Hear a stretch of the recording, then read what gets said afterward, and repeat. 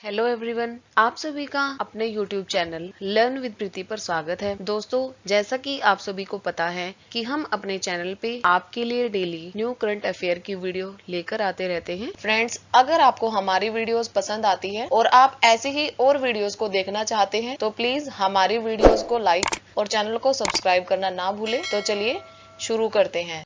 भारत के 14वें उपराष्ट्रपति के रूप में कौन 10 अगस्त 2022 को शपथ ग्रहण करेंगे? तो इसका आंसर है जगदीप धनखड़। भारत के 14वें उपराष्ट्रपति के रूप में जगदीप धनखड़ जी 10 अगस्त 2022 को शपथ ग्रहण करेंगे और मौजूदा उपराष्ट्रपति एम वेंकैया नायडू का कार्यकाल इसी महीने की 10 तारीख को समाप्त हो रहा है और उनकी जगह देश के 14वें नए उपराष्ट्रपति बनेंगे जगदीप धनखड़ जी। जगदीप धनखड़ का जन्म 18 मई 1951 को राजस्थान के झुंझुनू में हुआ था। ये 1989 से 1991 में झुंझुनू से जनता दल की ओर से लोकसभा सांसद रहे हैं। उसके बाद 1993 से 1998 तक इन्होंने राजस्थान विधानसभा में विधायक के रूप में भी किशनगढ़ का प्रतिनिधित्व किया है और 30 जुलाई 2019 से लेकर अब तक वे पश्चिम बंगाल के राज्यपाल के रूप में कार्य कर रहे हैं। और जगदीप धनखड़ जी राजस्थान से भैरों सिंह शेखावत के बाद दूसरे उपराष्ट्रपति बने हैं और ये 10 अगस्त 2022 को देश के 14वें उपराष्ट्रपति के रूप में शपथ ग्रहण करेंगे। अगला क्वेश्चन है, हाल ही में किस कंपनी ने भारत की आजादी के 75 साल के सफर में एक ऑनलाइन परियोजना इंडिया की उड़ान शुरू की है? तो इसका आंसर है गूगल ने। गूगल ने हाल ही में भारत की आजादी के 75 साल के सफर में एक ऑनलाइन परियोजना शुरू की है जिसे नाम दिया गया है इंडिया की उड़ान। इसमें समृद्ध अभिलेखागार और कलात्मक चित्रण के जरिए देश की पूरी कहानी बयान की गई है।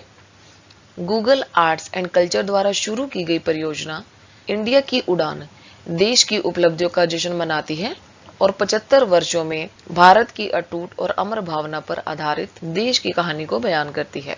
केंद्रीय संस्कृति और पर्यटन मंत्री जी किशन रेड्डी और सांस्कृतिक मंत्रालय और गूगल के वरिष्ठ अधिकारियों ने दिल्ली स्थित सुंदर नर्सरी में एक आयोजित समारोह में इंडिया की उड़ान का शुभारंभ किया है। अगला क्वेश्चन है, भारत के महान शतरंज खिलाड़ी विश्वनाथन आनंद को हाल ही में खेल की किस वैश्विक संचालन संस्था का उपाध्यक्ष नियुक्त किया गया है? तो इसका आंसर है फिडे का।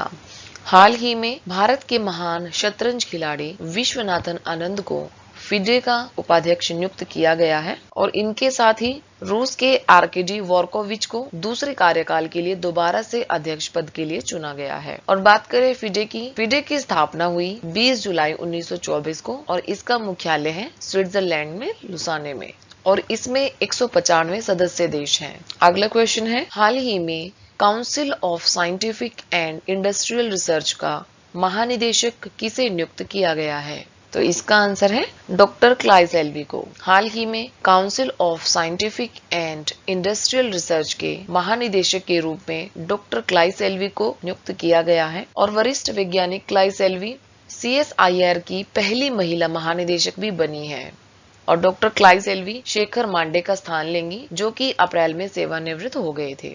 और शेखर मांडे के सेवानिवृत्त होने के बाद जैव प्रौद्योगिकी विभाग के सचिव राजेश गोखले को CSIR के महानिदेशक का पद दिया गया था, लेकिन अब इस पद को डॉक्टर क्लाइव सेल्वी संभालेंगी और उनकी नियुक्ति 2 साल की अवधि के लिए की गई है। और डॉक्टर क्लाइव सेल्वी वैज्ञानिक एवं औद्योगिक अनुसंधान परिषद की पहली महिला महानिदेशक बनी है। अगला क्वेश्चन है, हाल ही में किस देश के वैज्ञानिकों ने दुनिया का पहला कृत्रिम भ्रूण विकसित किया है? तो इसका आंसर है इजराइल के वैज्ञानिकों ने दुनिया का पहला कृत्रिम भ्रूण विकसित किया है और इस भ्रूण में जीव का दिल भी धड़का है और मस्तिष्क ने भी पूरा आकार ग्रहण कर लिया है और कोशिका से ही संपूर्ण जीव विकसित करने की दिशा में यह बहुत बड़ी खोज इजराइल के वैज्ञानिकों द्वारा की गई है और इजराइल के वैज्ञानिकों ने चूहे के स्टेम सेल से इस भ्रूण को विकसित किया है। उन्होंने प्रयोगशाला के एक छोटे से बर्तन में ही भ्रूण को विकसित किया है और ऐसा करने वाले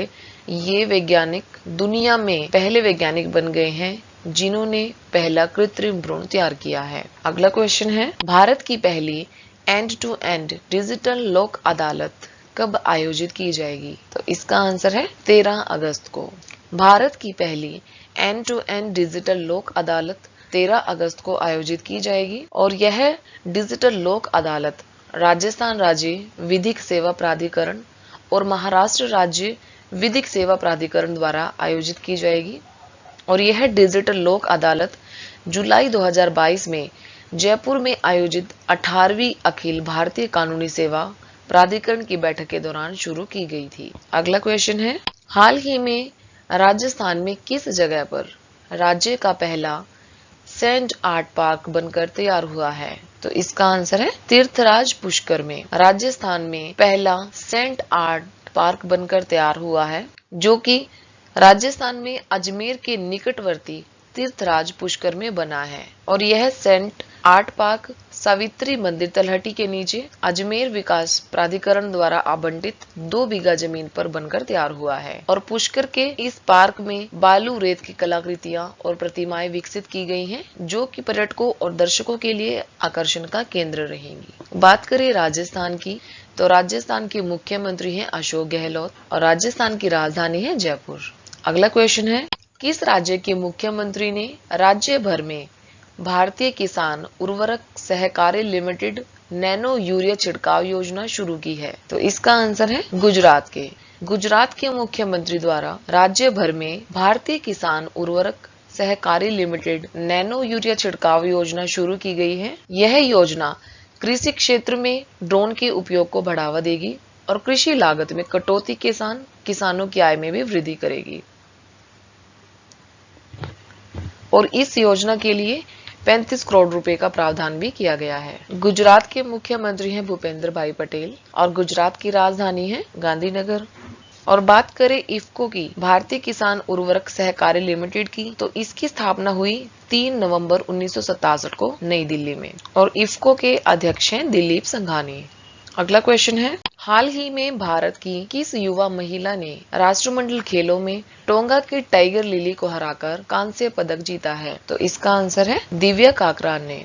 भारत की युवा महिला पहलवान दिव्या काकरान ने राष्ट्रमंडल खेल में टोंगा की टाइगर लिली को हराकर कांस्य पदक जीता है और भारत की महिला पहलवान दिव्या काकरान ने 68 किलोग्राम भार वर्ग में यह कांस्य पदक जीता है। इससे पहले दिव्या काकरान ने कॉमनवेल्थ गेम्स 2018 में भी कांस्य पदक अपने नाम किया था और यह उनका दूसरा मेडल है और इस बार भी इन्होंने 68 किलोग्राम भार वर्ग में कांस्य पदक जीता है। अगला क्वेश्चन है, राष्ट्रीय हथकरघा दिवस अगस्त में हर साल किस दिन मनाया जाता है? तो इसका आंसर है 7 अगस्त को।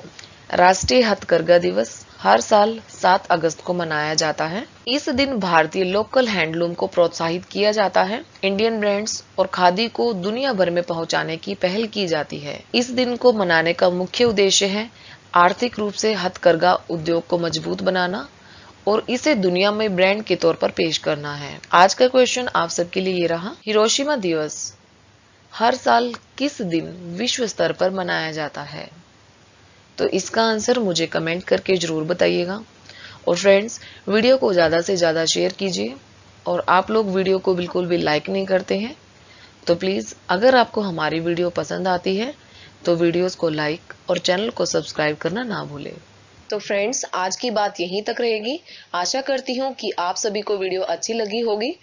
अगर आपको वीडियो अच्छी लगे तो प्लीज हमारे चैनल को लाइक, शेयर एंड सब्सक्राइब जरूर करें और ऐसी ही न्यू वीडियोस के लिए हमारे चैनल को देखते रहें। जल्दी ही मिलते हैं एक और नई वीडियो के साथ और वीडियो देखने के लिए आप सभी का धन्यवाद।